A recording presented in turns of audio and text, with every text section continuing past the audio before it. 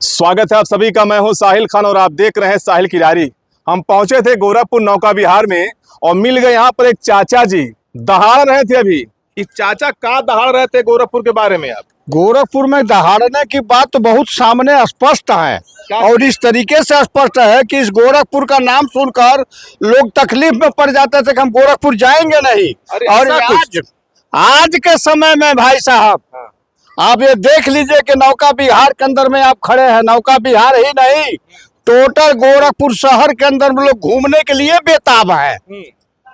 जहां आप खड़े पहले कैसा था ये? अरे इस जगह का तो बात मत बोले, इतना जलकुंभी से भरा हुआ ये तालाब था कि यहाँ जो है मनुष्य की तो बात बंद कर दीजिए, पशु भी नहीं आना चाहते थे। अच्छा। लेकिन माननीय जोगी जी का ये देन है कि आज हम सभी लोग इकट्ठा होकर के लाखों लाख के भीड़ में यहाँ जिस तरीके का हम लोग रौनक और मनोरंजन को ले रहे हैं, ये शायद सपना नहीं मिलता। लेकिन विपक्ष वाले तो कहते हैं योगी जी क्राइम प्रदेश बना दिए हैं। योगी जी क्राइम प्रदेश क्यों नहीं वो कहेंगे विपक्ष वाले। उनको तकलीफ है कि जिस क्राइम को पाल करके अपना सत्ता चलाना चाहते थे, अपने एमएलए जिताते थे, एमपी जिताते थे। अच्छा। आज उनको वह क्राइम वाले नहीं मिल रहे हैं, इसलिए जो है जोगी जी क्राइम का प्रदेश बनाते हैं विपक्ष वाले। जहाँ जंगल था वो स्वर्ग बना दिए। ये बिल्कुल स्वर्ग बन गया, इसमें कहने की क्या बात है। अच्छा। आज आप ही समझ लीजिए कि एक अवस्था थी हाई रोड है, इस समय आज आप देख रहे हैं चारों तरफ देवरिया हाई रोड का क्या हाल था। बहुत खराब। आप बतलाइए ये सोनबरसा वाला रोड जो था उसका क्या हाल था। कमरिया टूट जाता है एकदम। और भी देख लीजिए, आगे बढ़िए आप सिद्धार्थ नगर के तरफ में आप जाते थे तो क्या अवस्था था, बस्ती आप जाते थे तो आपको क्या अवस्था था। आज पुल पर पुल तैयार करके किस तरीके से तैयार कर दिया कि बड़ी से बड़ी गाड़ी, छोटी से छोटी गाड़ी, साइकिल और पैदल वाले एकदम खुश हो, रेल बना दिए, एकदम खुश होकर के चलते हैं। अच्छा। और इसके पहले यही जगह है जो डेली पेपर में निकलता था कि रोस्तमपुर में ताला टूट गया, भाई बेतिया हाटा में ताला टूट गया, अरे भाई पैडलेगंज में मर्डर हो गया, अरे भाई मोहद्दीपुर में पकड़ लिया गया। यही चलता था। आज पेपर में क्यों नहीं निकलता है। कुछ बोडवा दिक्कत तो कटेंगे बटे क्या हो सब कटेंगे बटेंगे तो बिल्कुल सही बात है। सही है, बिल्कुल सही है। अगर हम बट कर रहेंगे तो कोई भी काटेगा, अगर हम सट करके रहेंगे तो कभी भी नहीं कटेंगे। ये इसका मतलब डर है अभी आप लोगों को? डर हम लोगों को नहीं है, डर उन लोगों को होना चाहिए जो बांट करके काट रहे हैं। इसको डरा रहे हैं, वो डरा रहे हैं उन लोगों को जो सटे हुए हैं। वो सोचते हैं ये सटे रहेंगे तो हम कट जाएंगे, और अगर जो ये बटे रहेंगे तो हमको जो है काटने में मजा मिलेगा। यानी सारी राजनीति पोस्टर वार से हो रहा है, उसी पर हो रहा है। अच्छा, विकास का कोई नाम नहीं है, खाली पोस्टर वार। उन लोगों को अगर विकास करना रहता, जिसके पहले मुलायम सिंह थे, क्यों नहीं विकास हुआ। अच्छा। लेकिन सबसे बड़ी बात यहाँ ये है, मुलायम सिंह के टाइम से क्रिमिनलों का पनपना चालू हुआ। ये पूरा उत्तर प्रदेश को आप देख लीजिए, जातिवाद चालू हुआ। उसके बाद में धर्म का जो है बंटवारा किया गया। ऐसा क्यों? पहले भी मुसलमान नहीं थे, पहले हिंदू नहीं थे, पहले छोटी जात नहीं थी, पहले बड़ी जात नहीं थी, कौन नहीं था। लेकिन इसके पहले तो ऐसा नहीं होता था। अच्छा, पूरा अपना नाम क्या? हमारा नाम है तारकनाथ पांडे। अच्छा, तारकनाथ चाचा जी, ये बताइए जो आज की राजनीति है, आप मानते नहीं कि बांटने का लोग काम कर रहे हैं? तो राजनीति इसीलिए पर तो राजनीति लोग चला रहे हैं, बांटो। क्या बोले पीडीए, पीडीए का माने क्या बोले लोग, पिछड़ा, दलित, अल्पसंख्यक। अब ये बताइए अल्पसंख्यक सड़क पर नहीं चलता है क्या जो जोगी जी बनवाए हैं? क्या पिछड़ा नहीं चलता है उस सड़क पर जो जोगी जी बनवाए? कि दलित नहीं चलता है उस सड़क पर जो जोगी जी बनवाए? जो राशन मिलता है क्या पिछड़ा को नहीं मिलता है, कि दलित को नहीं मिलता है, कि अल्पसंख्यक को नहीं मिलता है? किसको नहीं मिलता है? हर गरीबों के पास ये चीज मिलता है और मिलेगा।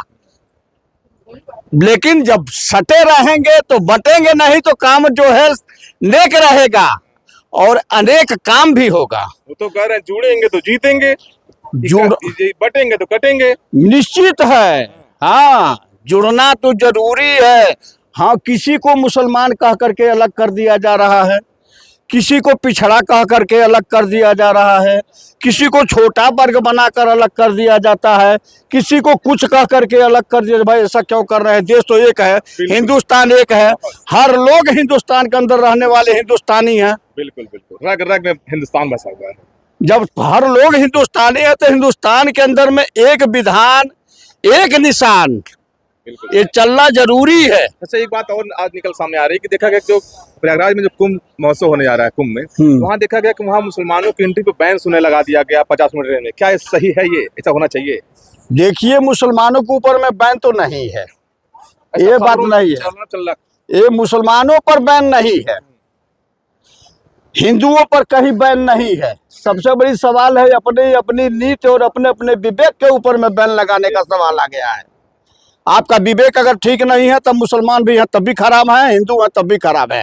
आपका विवेक सही है तो आप मुसलमान हैं तब भी सही हैं, और अगर हिंदू हैं तब भी सही है। सोच सोच की बात है। बिल्कुल अपनी अपनी सोच है। जो लोग नफरत राजनीति करते हैं, नफरत वाली, उनको क्या कहना चाहेंगे आप? देखिए, नफरत फैलाकर ही लोग अपना उल्लू सीधा करते हैं। कहीं भी नफरत फैलाएंगे, लोगों के मन के अंदर में तमाम तरह की आशंका होगी। आशंका उठने के बाद में आदमी जो है सोचने लगता है कि अब हम क्या करें, इसलिए वह निर्भर हो जाता है। क्या आप मानते हैं कि जब चुनाव होने वाला हो उस बीच चुनाव आयोग को चाहिए एक नया नियम निकाल दे कि मंच से कोई भी नेता पार्टी का हो वो हिंदू मुस्लिम की बात नहीं करेगा? क्या मानते इस बात होना चाहिए? देखिए, मानसिकता अपनी अपनी लोगों की होती है। चुनाव आयोग कभी हिंदू मुसलमान बोल करके इलेक्शन नहीं कराता है। मैं कह रहा हूँ कि ऐसा कोई नियम कानून बना दे कि इस तरह की बात ही ना हो।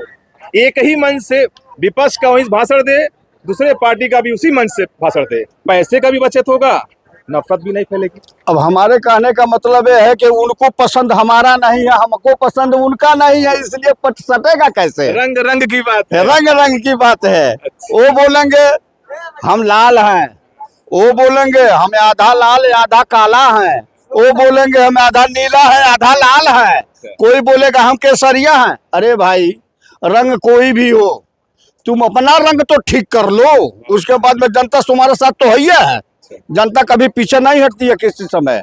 जनता आज भी चाहती है कि हमारा देश आगे बढ़े, हमारा विकास हो, शिक्षा मिले, स्वास्थ्य मिले, रोजगार मिले। आज भी देश की जनता चाह रही है, और इसके पहले भी चाहती थी लेकिन पाती नहीं थी। लेकिन अब तो मैं गारंटी के साथ कहता हूं, अगर इसी तरीके का विकास अग्रसर रहा और देश की जनता अगर साथ देती रही सरकार की, तो विकास होना है तो ये सभी चीजें मिलनी आवश्यक है, जरूरी है, मिलेगा। तो देखिए, चाचा जी ने बहुत बड़ी बात की। हम आए थे यहाँ पर नौका विहार में, तो चाचा कुछ गरज रहे थे, हमने कहा कि बहुत बढ़िया। हाँ, एक दिन भूल गए चीज, गाजीपुर वाले बतिया कुछ बता। अच्छा, गाजीपुर, गाजीपुर को जो है देखिए बदनाम। गाजीपुर की धरती तो बहुत शानदार। गाजीपुर की धरती हमेशा देखिए स्वतंत्रता संग्राम से लेकर के अभी तक अगर देखा जाए तो गाजीपुर पीछे नहीं रहा है, आज भी है। लेकिन आज वह गाजीपुर को मुख्तार अंसारी के द्वारा बदनाम हो गया। क्यों? ये समाजवादी पार्टी का देन है। समाजवादी पार्टी जो है ऐसे लोग को पैदा कर दिया उस जगह पर कि जिनके चलते क्राइम फैल गया, और क्राइम फैलने के चलते लोग दहशत में आ गए और गाजीपुर बदनाम हो गया। तो किस पार्टी में अपराधी नहीं है, बता दीजिए आप। अपराधी अगर किसी जगह है उस अपराधी के ऊपर में लगाम लगना चाहिए। लगाम लगाया कौन काका? लगाने वाला जो है आज तो लगा रहे हैं तो क्यों छटपटा रहे हैं लोग, ये बताइए। आज तो लगाम लग रहा है, अपराधियों पर लगाम लग रहा है कि नहीं लग रहा है? ये कोई भी जगह देखिए, विश्व लेवल पर आज जोगी ही जोगी है, जोगी ही जोगी, जोगी ही जोगी है।